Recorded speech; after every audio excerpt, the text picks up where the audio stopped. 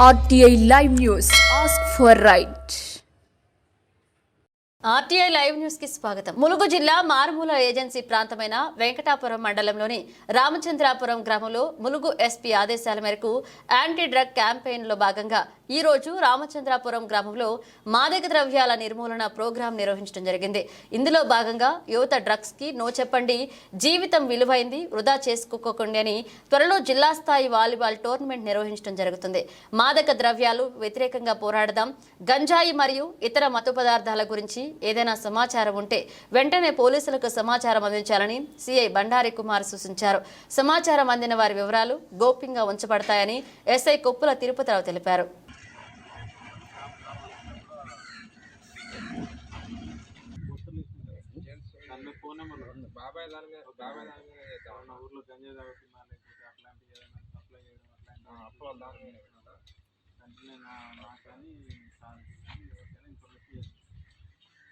మీ పేర్లు ఎట్లా కూడా బయటకు రావు, మళ్ళీ దానికి ఎట్లా చేయాలో పోయి ఒకసారి ఎవరైనా గంజాయి దానికి అడిక్ట్ అయితే వాళ్ళ లైఫ్ పోతుంది. వాళ్ళ తర్వాత పనిచేయడానికి కూడా లైఫ్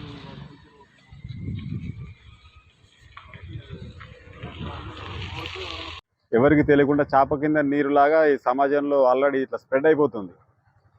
ఇంతకుముందు గవర్నమెంట్ మన మావోయిస్టులను కానీ నక్సలిజాన్ని రూపుమాపడానికి ఎలాంటి చర్యలు అయితే చేసిందో, ఇప్పుడు కొత్త గవర్నమెంట్ ఫామ్ అయినాక సేమ్ అదే విధంగా ఈ డ్రగ్స్ పైన కూడా అడిషనల్గా దాని మీద ఫోకస్ చేస్తుంది.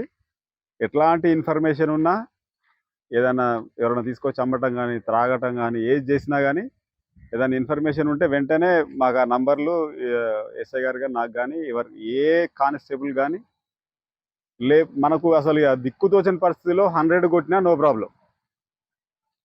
ఇన్ఫర్మేషన్ పాస్ చేస్తే దానికి సంబంధించిన పారితోషికం అంటే మనకు సర్ప్రైజ్ గిఫ్ట్ కూడా ఇవ్వడం జరుగుతుంది. అట్లనే మీ పేర్లు కూడా ఎవరు కూడా చెప్పకుండా గోప్యంగా ఉంచుతారు. ఎట్ ది సేమ్ టైం మనము వాలీబాల్ టోర్నమెంట్నే మరి ఎందుకు పెట్టినా మనం యాంటీ డ్రగ్ అగెనిస్ట్గా అని చెప్పేసి అనంటే, మనిషి ఖాళీగా ఉండడం కంటే ఏదో ఒకటి ఆలోచించడన్నా చేయాలి, ఏదైనా పని అన్నా చేయాలి. పనికి బదులుగా మనం ఆటను ఎంచుకుంటున్నాం అన్నట్టు.